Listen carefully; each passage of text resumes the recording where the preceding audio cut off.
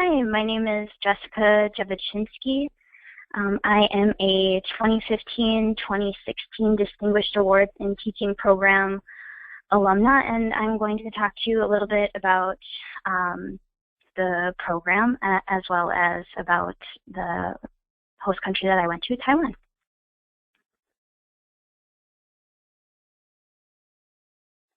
So as I said, my name is Jessica Jabotinsky. I teach at the Latin School of Chicago in Illinois, and I am a high school Chinese teacher teaching grades 9 through 12. A little bit about the Fulbright program. It's sponsored by the U.S. Department of State, the Bureau of Educational and Cultural Affairs, and is administered by IIE, which is the Institute of International Education. And what the program does is it seeks to promote mutual understanding among teachers, their schools, and communities in the U.S. and abroad by building teachers and students' global competence, as well as sharing of best educational practices internationally. So depending on your host country, the program ranges between 3 and 6 months. And what you do during the program is you take courses.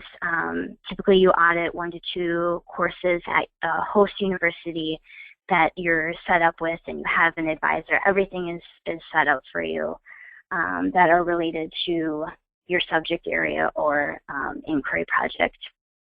You also lead classes and seminars, visit local schools, you collaborate with instructors, and you complete an inquiry project, which I'll talk a little bit about later. The host countries are Botswana, Finland, Greece, India, Israel, Mexico, Morocco, Netherlands, New Zealand, Palestinian territories, Singapore, Taiwan, United Kingdom, and Vietnam. So for me, why Taiwan? It was a little bit a no-brainer for me being a Mandarin teacher, so it's a Mandarin-speaking country. However, if you're considering applying to Taiwan and you're nervous about not speaking Taiwanese, not speaking Mandarin, not speaking Chinese, fear not.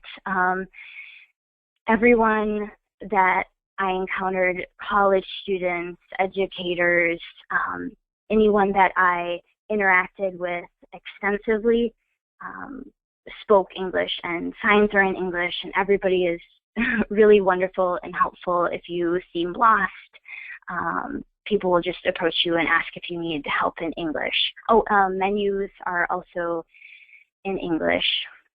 And there's always, like, if you're going to do any traveling at all, train stations, airports all have English speakers on hand. So don't let that deter you at all. Taiwan is a wonderful place, and you will be able to get by just fine, better than get by in Taiwan. But for me, one of the major draws was that it is a Mandarin-speaking country.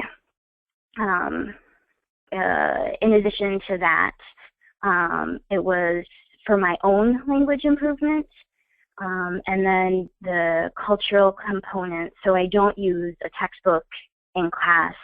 The materials are all self-designed, and I use authentic materials, so no better place to get those materials than in a Mandarin-speaking country. I was also hoping to partner with the school and work on setting up an exchange program, because my school at the time did not currently have that. Additionally, prior to going to Taiwan, was much better versed in mainland China. That was the majority of my studies. My study abroad also took place in mainland China, so there was a lot about Taiwan that I didn't know. So not only was I looking to diversify my own curriculum, but also just the school in general, and be able to do some cross-divisional, cross-disciplinary work in order to provide additional narratives. Working on the global competence piece. And then my inquiry project, the title was Same, Same, But Different, A Day in the Life of a Taiwanese Student Who Isn't So Different at All. And I'll talk a little bit more about what I did for my inquiry project, but that was, those were some of the main reasons that I chose Taiwan. And I highly, highly recommend, for those of you that are considering it, or even if you're not, if you're just considering the DA program in general, to consider applying to Taiwan. A typical day. So for me, there really was no typical day, and each day was whatever I made of it. It ranged from attending classes, visiting schools, or attending classes.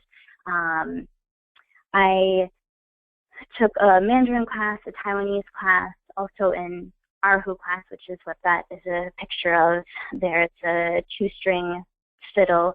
I also audited a class at my host university, National Kaohsiung Normal University, that had to do with teaching Chinese as a second language, a pedagogy class.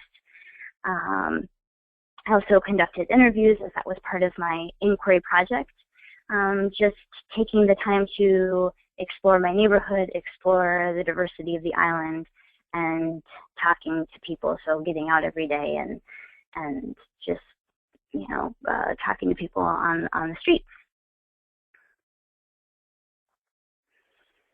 Some of the highlights, it's difficult to just kind of pare that down to a few. But by far, school visits and class observations were one of the major highlights for me. Just being able to interact with students there was so much fun, and having an opportunity to ask them about their life, and I think that they enjoyed the opportunity to ask me about life in America and what life, you know, for the quote-unquote typical American student was like.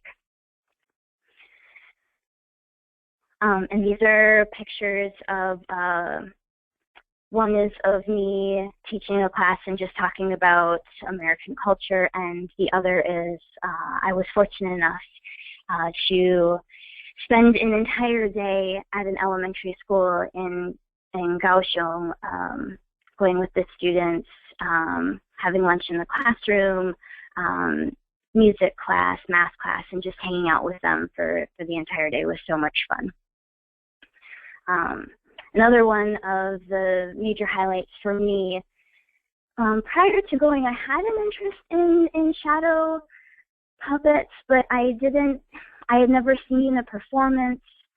In Taiwan, in Kaohsiung, there was a museum, and on the weekends they would organize different activities for families, and I was fortunate enough to meet the leader of one of the shadow puppet troops. It was the Donghua shadow puppet troop leader, and it was just such an amazing experience to be able to talk with him about his experiences and really how it's unfortunately becoming a dying art form.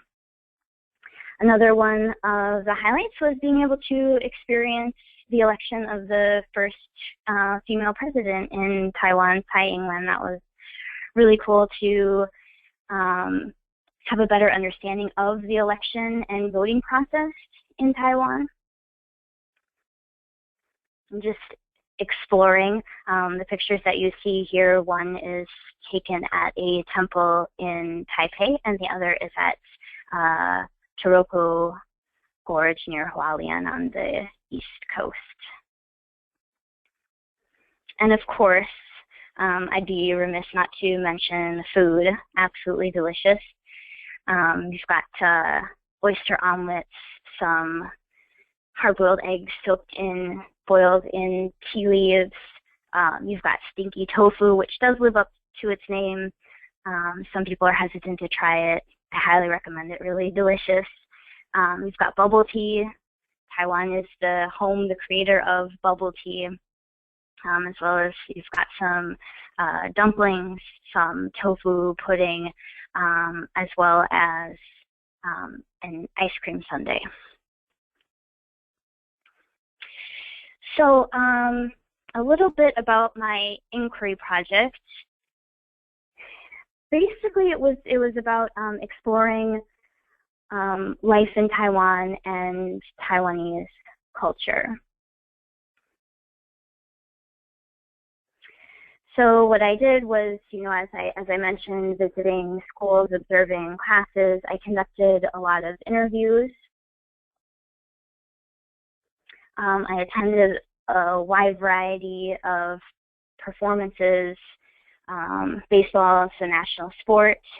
Kaohsiung has an annual 2-day lion dance competition, an international lion dance competition, and that was really cool to see. Visiting museums. There's just such a wide range of different cultural activities that I was fortunate enough to be able to partake in that exposed me to so much of the diversity of Taiwanese culture. I was also able to attend a Taiwanese Bangzhe opera performance, which was really, really cool. And on one of the many days that I went out exploring, in the evening I happened upon a park and there was this performance going on that was really, really cool. And also exploring the beauty and the diversity of the island and just being able to interact with people along the way.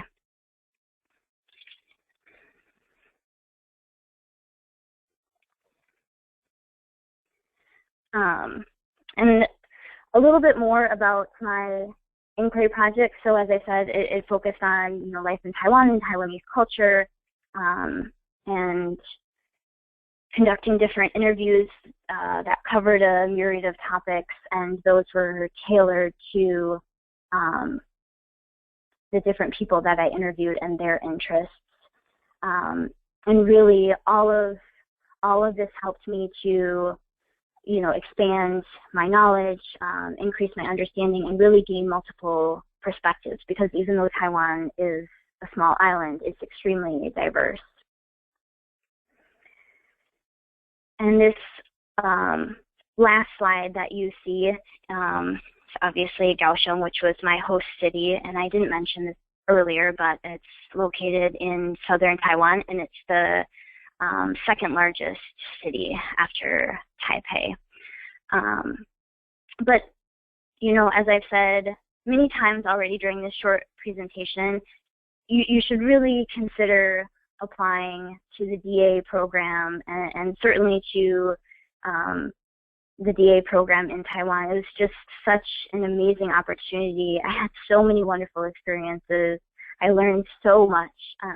The island is absolutely breathtaking. The food, phenomenal. Everybody that I met was just so kind, so warm, so helpful. And I'd also like to take this opportunity just to thank the U.S.